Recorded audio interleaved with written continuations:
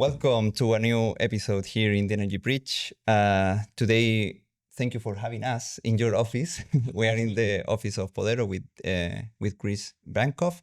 And well, we were impressed with your profile when we started to make the questions. And we can mention that you were technical physics from TU Wien, data scientist from CERN.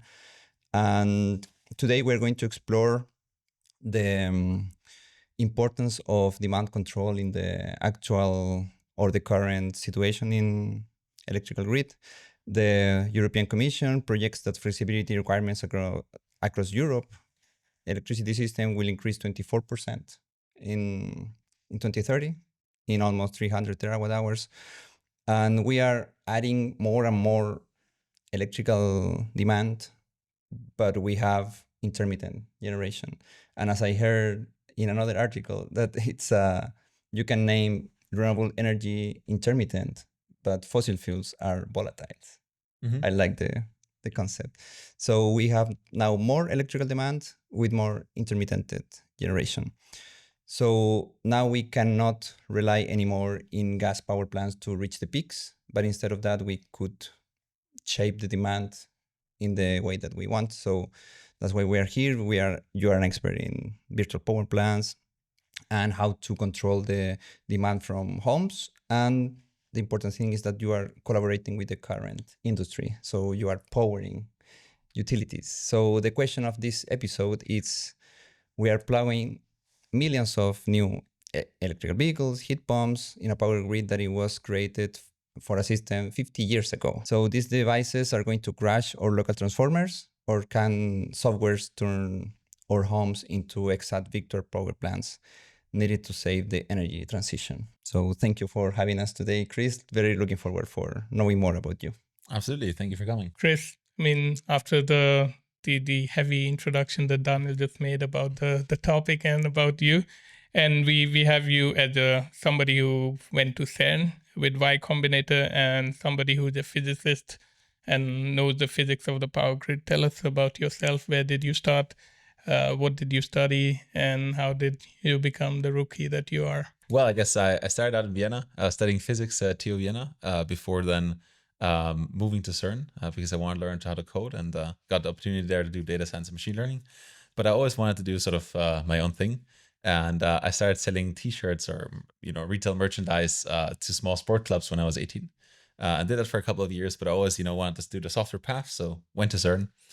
And then I quickly realized that science wasn't for me. It was sort of very much a single player mode, where you wouldn't really collaborate. And then I couldn't see my impact sort of being that large. To have professors over very long careers to basically have contributions that were of course important, but not sort of on the scale and with the output that I wanted. And so I moved to Berlin, found a company in the procurement space, optimizing supply chains for large companies. So when was that, when you moved to? That was probably in 2018-ish. And then I started my old company around 1.5-2 years later. And then I did that for a couple of years, but I quickly realized that I wanted to work in the climate space. And that's how Podero got started. I wanted to find a way. You started it in Berlin? I actually started when I was sort of homeless, you could say, right? I was moving a lot around, just meeting people, just living in people's flats and like on couches, and actually moved back to my parents for a month as well. And it got started sort of in the interaction with all these people in Europe, where we wanted to find ways to basically accelerate the energy transition in a profitable way, right? Because if it's not profitable, then you have to count on people's goodwill, which will never scale across all people and across the world. And that's how Podero got started.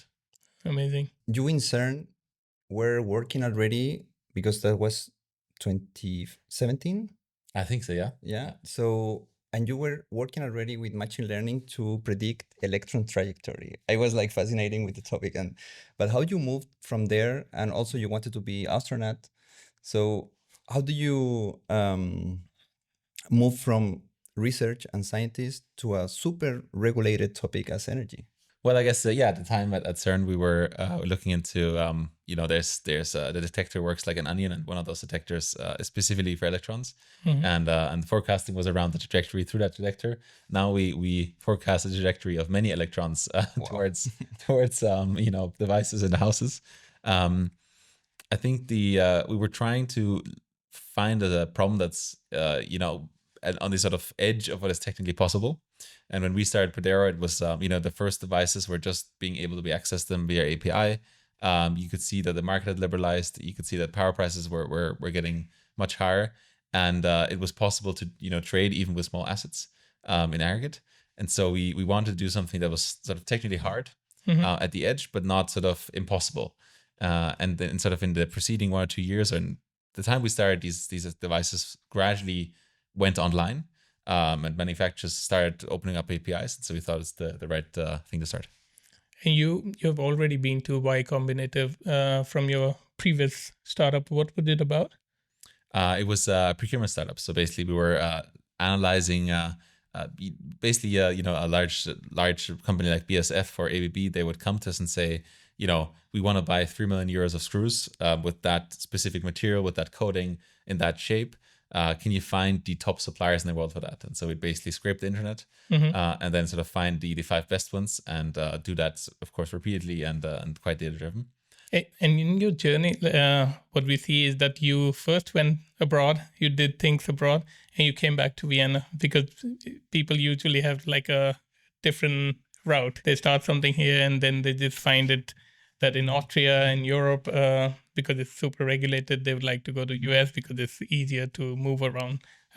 What you tell about that experience, and how do you see like scaling a company like you are doing in Vienna and from Vienna for Europe and for the world, I guess? Yeah, for sure. So the reason we started in Austria is actually because of a grant program called FFG, which gave us a sizable grant. It doubled our runway in the first sort of 1.5 years. And it just makes sense to live here. On the sort of on the market side, I think there's a lot of things where the US is very strong, be it AI, be it space. But for energy, I think the market is sort of the best regulated market is probably in Europe. Where the most companies can participate, where where you have the highest competition, and so it actually is a sort of much easier to start here, given that you have higher energy costs overall, but also you have we have many utilities competing for business for end consumer retail business, and that means that essentially they need to have something better than the competition. And there's high amount of competition across Europe, and also it being standardized across most of Europe, and being actually the largest liberalized energy market in the world. That sort of made a decision to start here. And it's super interesting that a lot of companies in this field are in Vienna, and we have the hypothesis that is because you are one of the countries with most percentage of smart meters. That was interesting. Yeah, I didn't know that actually when we started the company that there were so many energy startups in Vienna. It's actually surprising how many there are. Ideally, the smart meter rollout proceeds also in other countries. And why Combinator that you be part of to found the other startup? It's based in Silicon Valley, right? Yeah, exactly. So which would you say that is the biggest difference to apply things that you learn in a super liberalized country like US and bring it into Europe? And utilities are more conservative, is more regulated. So how was the feeling of starting something there and then something here? So I started the last company in Berlin, but we were, of course, in the Y Combinator program. But the customers that we had in our last startup and in this startup were actually quite similar in terms of size. So biggest companies in Europe, and for that reason, I guess the learnings translate. But I think there's also a lot of companies you could found in any continent that would have sort of the same difficulties of closing contracts, but of course also the same benefits in then rolling out. Because if you roll out with a big company like E.ON, then of course the scale is what counts. Of course it's a very high fence to climb over, but once you climbed over, it's a very green pasture. Okay, because we are going to go deeper into this, but did you feel kind of cultural shock in terms of the agility of the speed that the utilities can move here in Europe instead of other countries or other continents?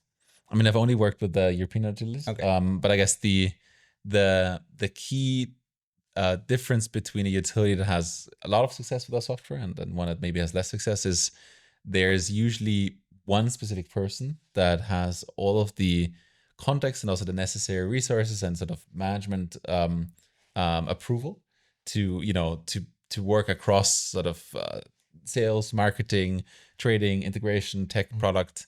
And it's not a person that does all these things, but a person that has the network within their company to roll this out, and sort of that it matters much more to find this one champion and of course ideally a few aligned people in the specific departments than to sort of work with utility with really great branding, but that might not actually be not have that person in house. So I guess even if it's a large company, we work with a person rather than with the entity. And of course, being a big company helps in this regard. But it comes down sort of to the few people in the organization that can actually drive change. So you need an ally inside. Yeah, exactly. And then to work from inside. Yeah, because they do most of the work, right? I mean, we build the software, we explain how it works. It's not really selling, like it's sort of identifying their needs and then helping them see if it's possible to fulfill that need with our software. But at the scale of those companies, it's not really even sales. And so the most amount of sales work is done by the person inside the utility, sort of our champion. And so we're merely the ones equipping them for that internal challenge. Let's get into what exactly Podero means. Like I mean, it's a unique name. Yeah, absolutely. So it comes from Podero, which is power in Portuguese. And I guess there's poder in Spanish, which means that you can do something. In a very bad translation, I guess you will correct me here. Yes, it's poder. Yeah, but exactly. And so I guess it's a wordplay on power and sort of the ability to change things. And I think that's what we stand for. Amazing. So you're building a software. What I understood about flexibility, about demand response. Please explain a bit about like what for a layman, what exactly is your role in this whole energy system, and how are you able to work with the utilities? The 6 easy steps to how Podero works. So I guess in a very high level before I start is Podero is a software for utilities. That means the energy retailers. And they use us to earn trading revenues in the markets, which they then use to give to consumers to basically have a better product in the competition. And of course, that solves a lot of downstream effects, like using more renewables, being less CO2 impact, stabilizing the grid. But these sort of downstream effects of that thing we provide. And so the short way it means that one, the consumer connects their asset to our software, be it via a white label app, be it one of our app in the App Store, Google Play Store, online. Then we monitor that device. What kind of asset and what's the usual size? All devices you find a household that are large energy consumers. So that's inverters and batteries, or producers. Inverters and batteries, then electric vehicles and chargers, heat pumps, and soon also ACs. So everything that has significant power usage, like a fridge or a dishwasher, next to being like very hard to control when you turn on and off, because the fridge should run always. And the dishwasher should only wash when it actually needs to, wouldn't use enough power. So your software have to speak many languages. So exactly. We speak the language of all the different OEMs, be it from Asia to Europe to America. We speak car, we speak heat pump, and we speak battery as well. I mean, that explained one of your first customers were E.ON and other company. But also, we read somewhere that you said that you reduce energy cost for the flexible consumer by 25%. What is the math around it, and how do you work? Yeah, for sure. So the way that we basically provide value to the utility is by identifying value streams and helping them actually earn the money. So I guess coming back to the example before, first the consumer connects the device to our software. Then we monitor the device. Then we propose to the utility what trades they should do. So that means, should you trade on the ahead market and the intraday market? When exactly is that trade right? Can the devices actually do it? Then the utility makes that trade as a step 4. Step 5 is we connect, we control the assets according to those trades. And then as a 6th step, the utility actually sends those revenues to consumers. And so our role essentially is in analyzing the markets, be it the ahead market, the intraday market, soon also the balancing energy market, and then figuring out what trade exactly the utility should do. Because of course we know what the device will do in the future, or the device fleet in this case. And then the utility executes those trades. I guess there's you all know it from sort of the large best system, what they can earn, and that depends on the company, but they sometimes claim anything from sort of 150,000 euros per megawatt hour per year to 300 on the high side. And that's sort of a best system where you don't have PV. You maybe even have a good contract with the grid, and so you sort of have no household consumers. Now, of course, when you connect a flexible asset like a household, say in the case of battery, you have to account for the PV, you have to account for the household, you have to account for grid fees, you have to account for the fact that the consumer will want to use their own solar power because it's essentially free, right? They've already bought the PV system. All power that they get from it is free. And so when you account all of this, of course, it's not as much as a best system, but we also don't need to compete to them on sort of beating a best provider. We just need to beat them for the individual trade, which we, of course, can do. And that's where we get to the 25%. We actually now have moved to a system where we guarantee savings. So that means if you connect as an end user, as a household, a battery, then we guarantee you as an end user and the utility 120 euros in savings per year. For electric vehicles, it's a little bit different. There it works per charge. We're guaranteed 1.5 euros per full tank. And for the heat pump, it's per season, where we say you get 60 euros per heat pump per season. And with those guarantees, we give the utility also the safety. Of course, now we make more money than that, but that's what we can guarantee to have a very simple and explainable, visible business model. Just to understand it better, where the savings come from the day ahead market or more in the balanced grid market? So at the moment we are in the day ahead market and on the intraday market. We're not yet on the balancing energy markets, although we do have the license, for example, for AFR for batteries.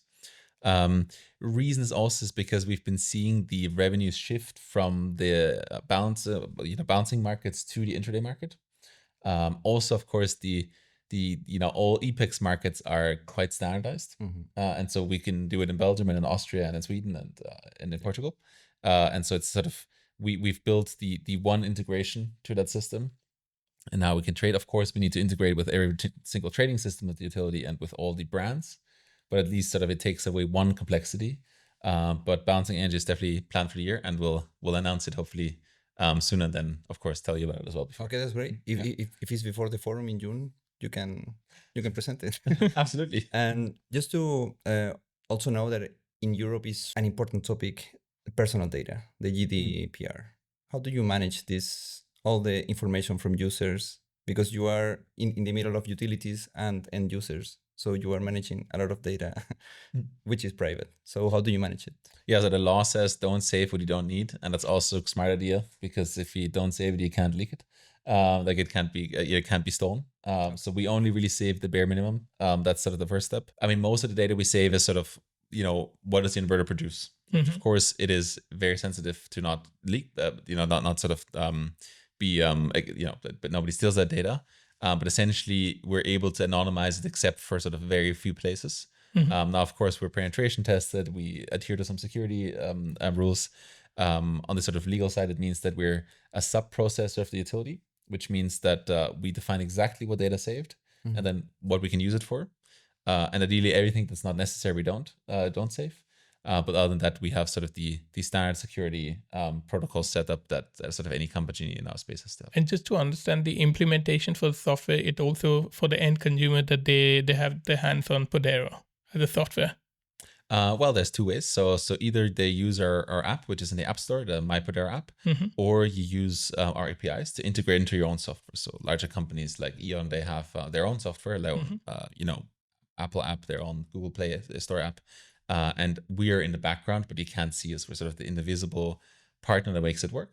But of course, the utility wants to own the user interface. And so our app is mostly used for POCs and to get started. We mentioned that in Vienna, we have seen a lot of companies doing something similar, but with a completely opposite approach, because it's like disrupting how the utilities traditionally works.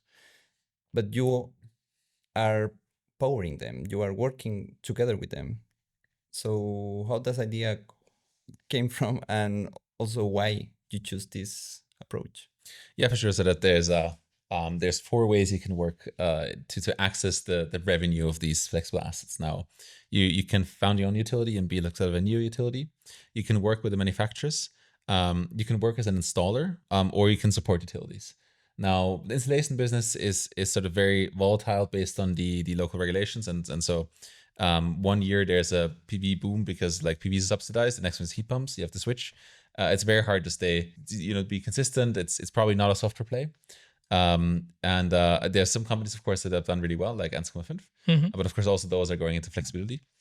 Now, you could found a new utility, but for that, you need large amounts of capital because you need to pay approximately 100 euros per end user.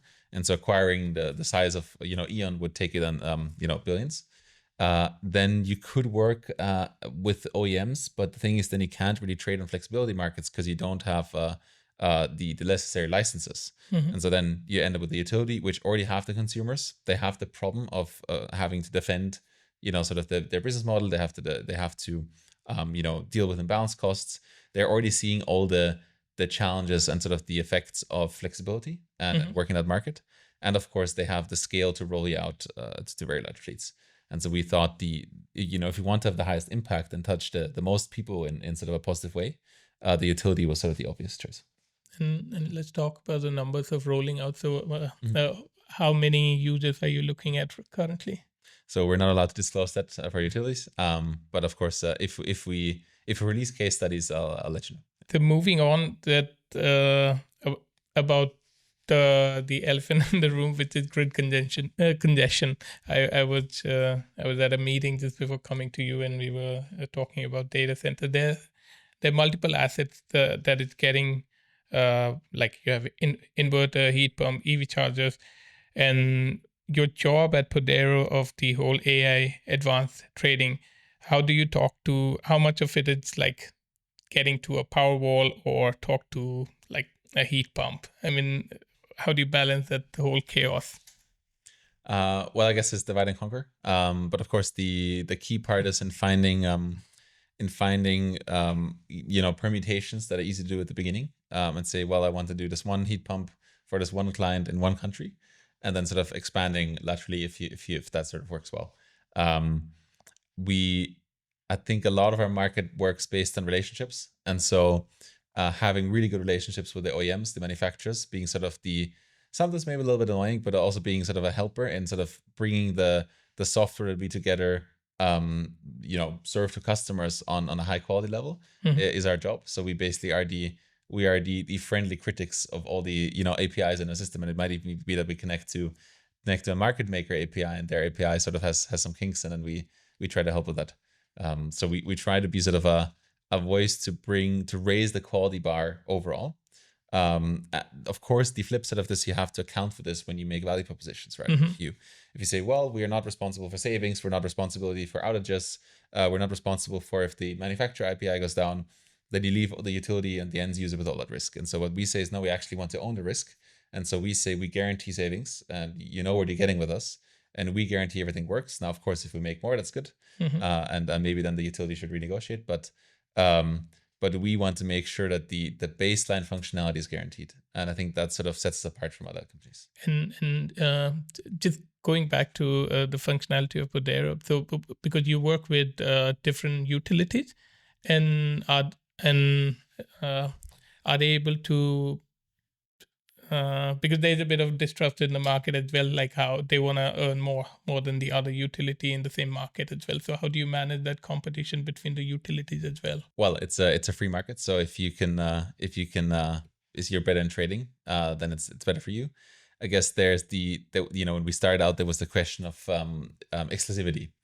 But then we said, well, if you don't buy from us, then sort of if you disallow anyone else from buying from us, then there are two things will happen. They will just buy from somebody else, which maybe is not as good as us, but at some point they will still find a different solution. And two, of course, is through more customers, our software gets better. So if they buy, they get the benefit. And thirdly, of course, if you're quicker to buy, then you still have the benefit of being first. And of course, the initial growth matters a lot, being a first mover. And that has generally worked. I guess of course, you're competing in trading for times of cheap power, but the rate limiter is not how smart you are in trading, but if you can actually physically do a trade, right? So when we shift power from expensive times to cheap times, we make a trade that nobody else can do because nobody else has access to those assets. And power is super cheap every day. It just matters that nobody can actually use it. So in a way, there's sort of low competition for cheap power at the moment because there's not enough people actually being able to access and use cheap power because they don't have the flexibility. So in a way, sort of every time you can unlock a flexible asset, you're sort of competing almost unfairly with the rest of the market. In order to achieve your ambitious business plan because the business case is technically super complex. So how much from your work is to train this advanced AI trading, and how much is to communicate a battery with a heat pump that they have never spoken before? The manufacturers are different, maybe different countries. So how much is divided the job? Yeah, I guess the business case is super simple. We suggest things the utility should buy or sell. They do it and they send them out to consumers. That part's easy, but of course, making the tech work is very hard. In your day-to-day, your whole team, do you spend more time training the AI model to trade, or you spend more time into connecting, or how to speak between, or how Understanding the hardware. Yeah, exactly. Like how to connect and to make them talk a battery with a heat pump, with a PV. And also just one follow-up question on that, because you're getting multiple assets and there are multiple manufacturers and all of that. Is there how much of that is like similar in terms of assets, and how much of that is different? So that's why to understand the hardware part as well. Yeah, for sure. So you'd assume, since they're all dealing with the same physical reality, that all sort of devices should have the same APIs, but they don't. And so there's apparently a lot of ways you can describe the similar functions. I guess that surprises a little bit how different the APIs were when the physical reality was the same. But of course, now we sort of mapped this quite well across OEMs. We have specialized teams or people for various things. So, it might be the integration, the steering or savings, the trading, or the sort of platform that powers it all. We essentially move from bottleneck to bottleneck, right? So it might be that we enter a few new markets. We have clients in Switzerland and now in Portugal and a few other places, and we might need some new OEMs, or we might want to upgrade the API quality of a certain OEM type, and then this will be the bottleneck. But it could also be that sort of you're entering a new market and it sort of requires new steering. It's important to not have a team where everybody's working on everything, but there should be specialization. Yeah. But in order to sort of work mostly on sort of what the biggest bottleneck of the company is at any time, you require expertise in various areas that sort of together solve a problem that is cross domains. Now, of course, that's not always true, and not everyone in the team has to work on the biggest bottleneck. But, there's some things where you just need to make progress overall, be it sort of increasing savings, increasing forecasts, training better models to steer, training better trading algorithms, integrating. Are you still doing that? Are you still training AI, or are you just mostly more on the business part now? Well, I don't personally do it, but I guess now it's like people using AI models to train AI. Yeah. So no, my question was more like, are you still involved more with the technicalities, or you enjoy more the business part? I used to be a lot on the business side, but now since half a year, I've been in sort of a tech role as well. You could call it CTO, but maybe I'm not. I don't want to call myself that. I guess I spend most of the time with the product. Yeah. Amazing. Moving also to so you take care of the trading part, but there's also a physical grid. Let's say in a neighborhood, there comes an option that because of the prices, let 10,000 cars be attached to the grid, and they simultaneously are charging. Is there any infrastructure problem that could happen to the grid because of, or how do you manage that? Yeah, for sure. I mean, that happens every night, right? People come home and you have one neighborhood and all the EVs charge at the same time. So yeah, that problem exists, and it's very big. Now, you could assume that we're making this problem bigger, but that's not actually the case. Since we shift, when you sort of these evening peaks, everybody comes home, charges at the same time. They're also using their washing machine, the stove, the heat pump kicks in, solar goes down, so no more solar production. So the worst peaks in the grid are not caused by a software, but they're already here, happening every day. And since we are essentially, you can think of our software, usually it works in an anti-cyclical way, right? Where sort of if prices drop, then we'll use more power at those times because there's less demand on the grid. And so we're usually going, there's either a lot of production and we try to use more, or there's sort of low amount of consumption and we try to raise consumption. So usually we go pretty much exactly against the time. Now, of course, you could construct a scenario where it would be 8 in the evening and you would have a large production facility go offline. So you have the town next to the gigafactory in Berlin. sort of the gigafactory goes offline, no more power use, and now of course you do demand response. Now, could that hurt a local substation? No, they're designed to deal with that, right? And I mean, they deal with that every day. Every device also on a different schedule, so the chance of sort of us turning everything on at the same time is quite low, because each household is different, each battery has different levels of charge, each consumer behaves differently. So it's sort of the chance that we're making the congestion worse than it is extremely low. But of course, we're making better than it is currently every day. About benchmarking again, like and the competition in the market. Like let's say the charging people who put charging infrastructure, they have their own software to optimize charging where they should be able to do. Now you have flexibility as a service, and there are multiple utilities having in-house software. I mean, how do you see that going forward? And of course, you mentioned the free market, but of course, I want to hear about the business and how do you see the competition? Or sure, there's competition in trading, and there's competition against other companies. Yeah. If you could talk about competition in trading, as I said before, right? If nobody can access the flexibility of your connected asset, so of course you're trading against the flexibility of other providers. But given the current volatility, there's more than enough room to do volatility trading, what we do every day. Now, on the consumer side, most connected the devices are not connected, right? Only a small fraction, and a few percent are connected, and so you're mostly competing against doing nothing. And your biggest sort of friend is somebody else doing something with another utility, which then of course gets the heart rate of the executives in your sales lead utility up, and that's the best thing that can happen. So if you say like Octopus is our best salesperson, and sort of our worst enemy is doing nothing.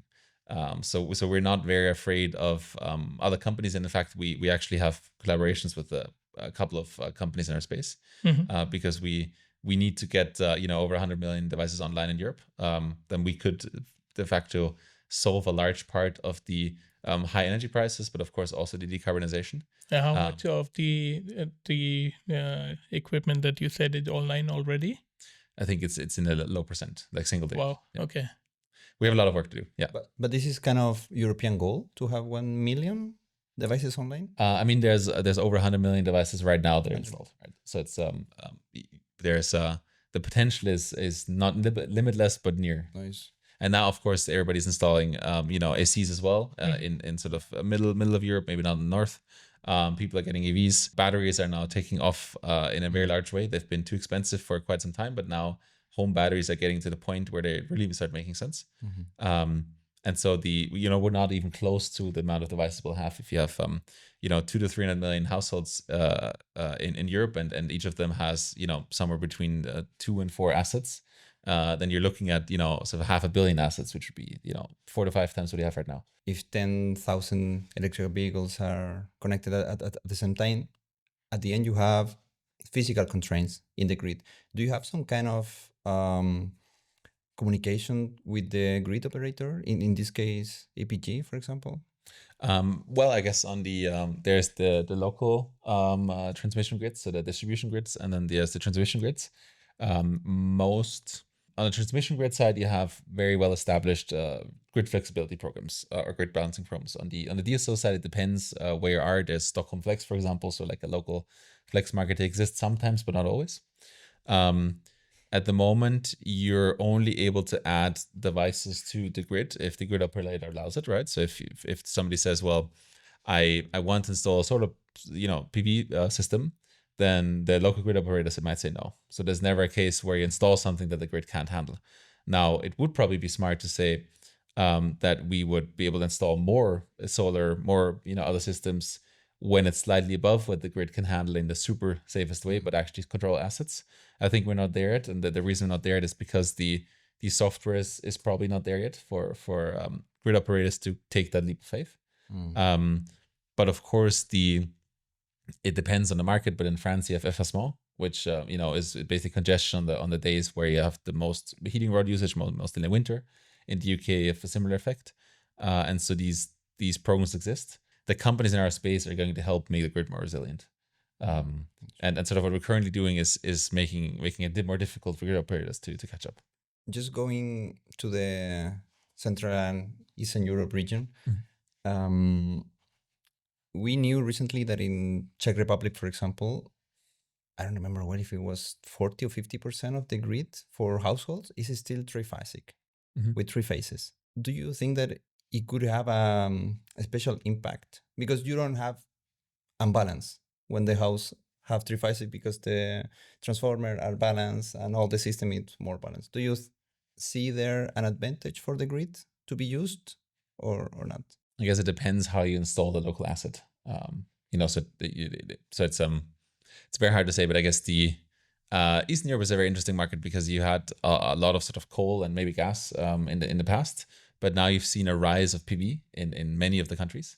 And of course, you have a lot of ACs. So, for example, there was a huge power outage in the Balkans, I think 2 years ago. And so you see that flexibility could have helped there in reducing the strain on the grid in the times of highest demand in the summer. And now I guess the next big thing when you sort of add batteries to the mix. So on solar, I think a lot of countries are actually doing good. In Romania, for example, you have the highest volatility in the market in all of Europe. And so that just shows you the potential of CCE. Yeah. So more volatility. No, volatility. Volatility, the better. Well, not for I guess ideally, and what I sort of see in maybe 10 years happening is that we will be optimizing most devices on the market, right? And of course, there will be large battery systems and many other ways to do flexibility. And in the end, the power price should be flat and extremely low. Going in the direction of ideally power should be so cheap that you're basically only paying for the grid. Now that there's a long road to go there, and until then, volatility is very lucrative for those who can actually benefit from us, which is the end users who work with companies that have Podero. So if you're an end user, you have a battery. Now, of course, you're getting a lot of money for the volatilities in the market. But of course, overall, we want to make the grid more stable. We lower costs, and we want to lower sort of the energy prices overall. And for that, I guess volatility is something that we have to deal with, and luckily we can deal with it in a profitable way. So, but that is a big bet. So you said that in the future, energy consumption will be more like a Netflix subscription instead of pay-per-view, kind of. Well, it's I guess if you look at the last 35 years of how solar panels have reduced in cost so steadily that it's reasonable to assume it will go on for some time. And if you're looking at how cheap solar power is already produced right now, today in Europe, not even talking about places where it's even sunnier, those prices are far lower than anything we see. And so it is not unreasonable to assume that solar panels will get cheaper, that batteries get cheaper, and of course that more flexibility will be available. Of course, we might use more power, but we'll really use as much power as we'll add in terms of solar and also wind, which is not that expensive either. It seems reasonable to assume that power prices could drop quite significantly. And in the end, we sort of don't believe we'll be a volatility trader, but we will be a sort of like in a cell phone tower, you have different software providers to basically make sure that the system works overall. Now, if you don't have flexibility in your country, it means you will not be able to operate a grid in 20 years. But of course, if you have it, it's sort of a base stack that's necessary to even exist as a retailer in 10 years. Interesting. I mean, you have the vision of how it is. Yeah, we have received this kind of similar thought that it's going to be flat in some point, but it's we're working on it. Yeah, we are in the transition. Yeah. So, and I guess the nice thing in the transition is you can get paid for helping, right? When we sort of you could say sort of a rich household that can afford a battery can now help everybody else pay lower prices and reduce the energy that is produced by gas, because when you sort of you feed into the peak and you then charge it at the trough, then it means that you don't have to turn on the gas per peak plant. It means that the demand for the highest electricity prices is lower. And the so meters are lower as well. Yeah, exactly. And so the people who are first movers that are buying those devices right now, they're sort of helping overall society and reducing the cost for energy. Also on the other side, because it's not just technical challenge, but also kind of a business challenge for startups. You're scaling a climate tech startup in Vienna, and last year you raised a whole lot of money, 5.5 million. But what do you think is the biggest bottleneck for scaling a climate tech company, energy startup in Austria, in Europe? It's a hard question to answer, sort of in a general answer. I guess we we see ourselves as an energy tech company. The nice thing is that sort of the climate benefit happens as a byproduct of the work we do in reducing costs. I guess we found it. So we're a remote company. We have an office in Vienna where we have a lot of the commercial team, but tech-wise, we're distributed across Europe, which works well for us. But sort of there was the hiring challenge at the beginning. Now, of course, at the beginning, we probably also were not a company with a good brand, or that was sort of had a lot of arguments for it to work at. I think we've improved it so far. We recently published a workforce challenge study, like where exactly do you find right talent here? I mean, you're spread out. You said you have a lot of people remotely as well, but do you feel that there's a skill force challenge in the energy sector? I mean, we've actually hired the people we've hired in the energy sector we've actually found them in Austria to a large extent. I guess but most of our talent is not from the energy sector, but sort of to solve the specific technical and sort of commercial challenges. And so it's sort of more on the engineering side, or be it on sort of the sales commercial side, than sort of on the there's only so many energy experts you need versus sort of how many engineering experts you would need in a company. And you have a very international team, right? Like where yeah, we work with like 15, 16 nationalities in Wow. So like most of Europe we cover. Which is nice because we have to translate everything in a couple of languages, which of course the AI does the heavy lifting, but then somebody has to read it. And it's always nice to have somebody talking your local language. And you have English at the language in the office. Yeah, exactly. Yeah. So like when two German speakers usually speak English to each other, because everybody else, like if somebody would maybe listen in and want to add some comments, then it would be really bad if if they didn't speak in English. Yeah. But we also see like the transition cannot wait for the language. So we need to have a unified language. So that's why we are also putting all our forums and talks in English and based out of here. Yeah, I mean, like, people that I think it's we almost never meet somebody that is not sort of on the business English level in Europe. It's very rare. It's like usually it's very shocking if it happens. Yeah. Before going to the final quick fire round questions, now we are seeing Central and Eastern Europe region. Are you thinking about expanding there? Because they are not too much digitalized. They don't have too much energy smart meters. So how do you see the region as a whole in the next years? Yeah, for sure. I mean, I guess we already work in Eastern European countries. So for us, we're already there. Working in Hungary, Romania, other ones that I can't mention yet. But no, it's a good market, especially like that the volatility is quite high, which means there's a problem to solve, right?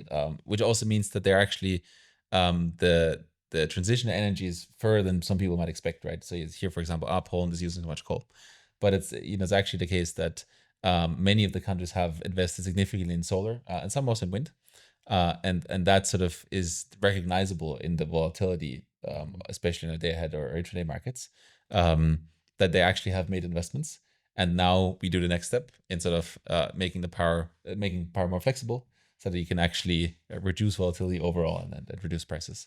So I think it's definitely given sort of inverters and ACs, and now also coming electric vehicles and batteries.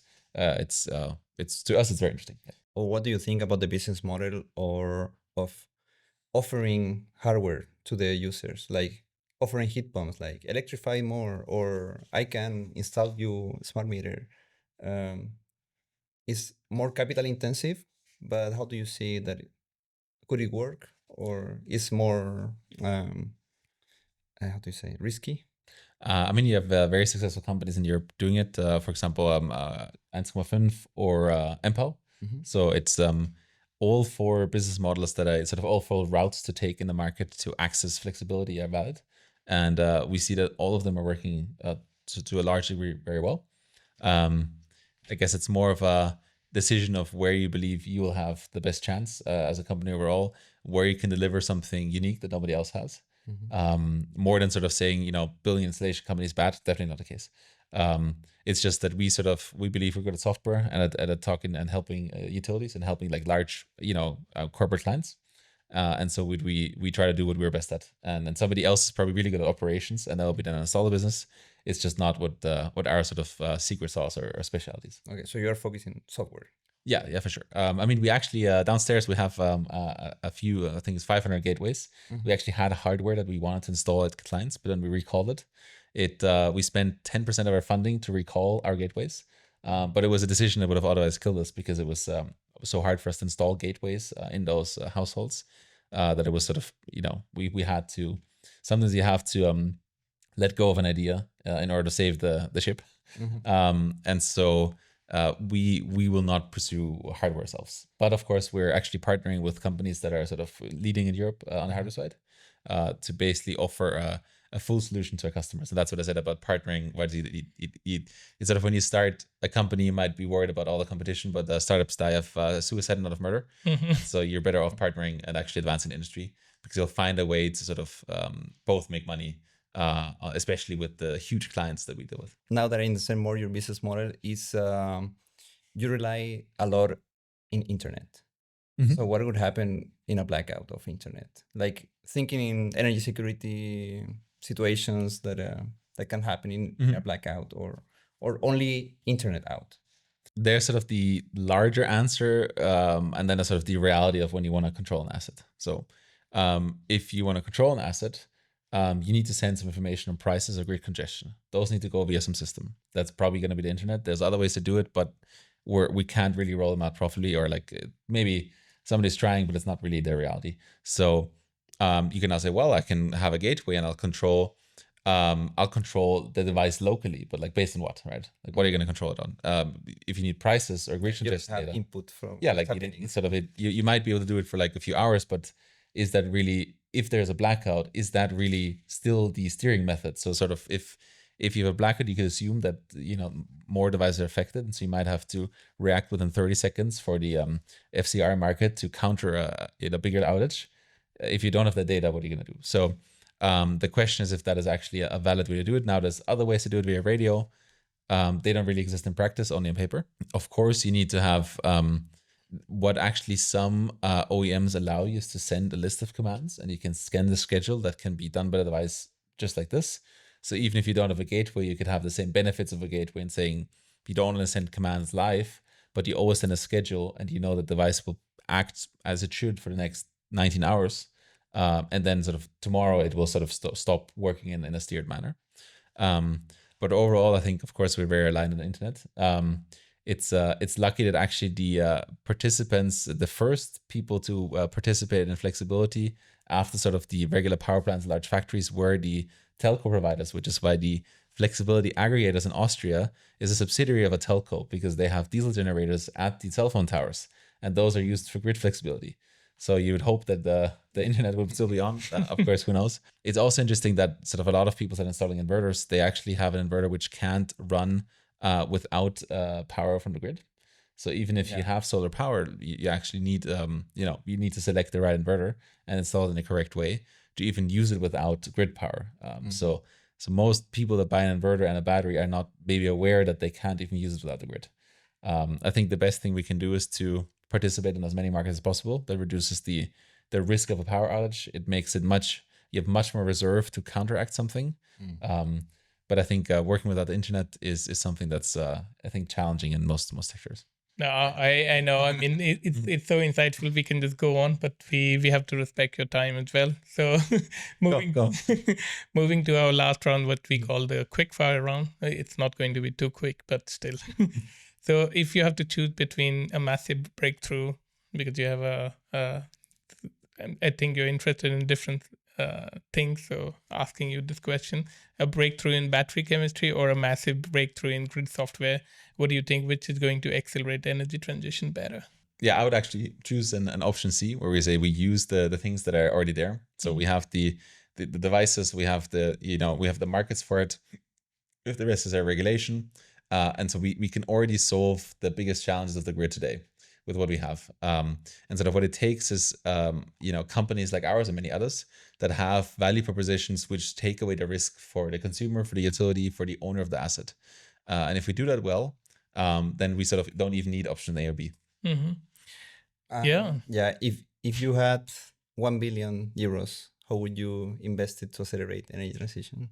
I think I would invest it in connectivity. So that can be, of course, we're compatible with most of the OEMs right now, but we're only able to trade on sort of national TSO markets.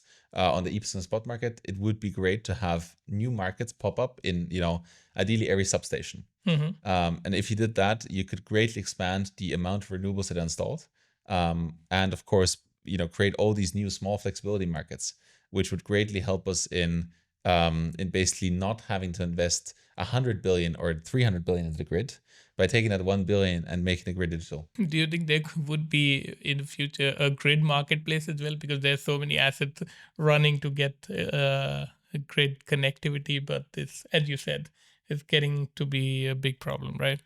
But getting to another, but by 2030, you think that the average consumer won't even know what an electricity tariff, we touched upon it, but it will be entirely automated by AI?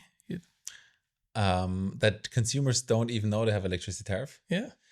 It's a good question, I guess. That would mean essentially that some AI entity or agent buys, basically does most of your household chores, which I would personally very much like. And I guess it would mean that decisions would be quite rational according to price. And if you go by price, we would win. So it would be good for a company as well. In some interviews, you have said that a startup is like an archaeological excavation. What have you found in energy market since founding Podero, for example?